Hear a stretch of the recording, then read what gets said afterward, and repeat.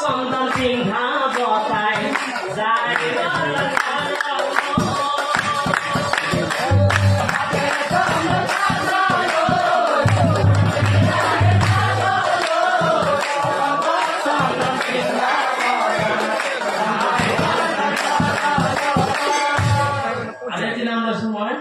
কৃষ্ণর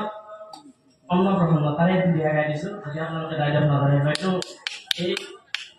কম হওয়ার কারণে ও কোনা কোনা গুরু